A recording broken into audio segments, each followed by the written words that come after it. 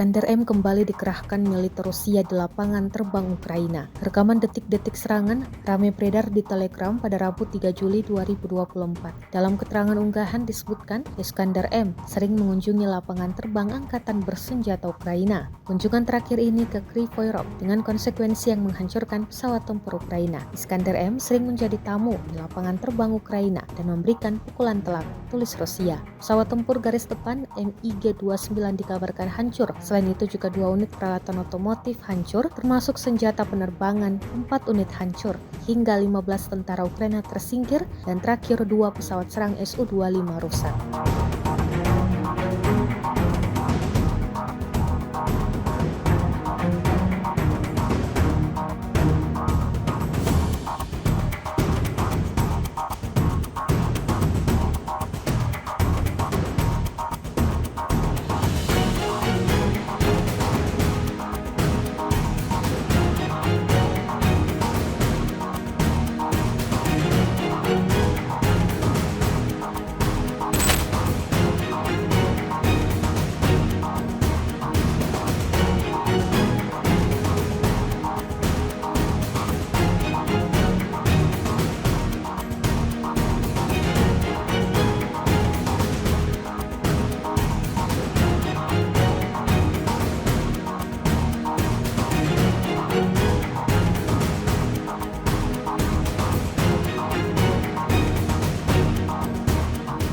Download Tribun X sekarang, menghadirkan lokal menjadi Indonesia.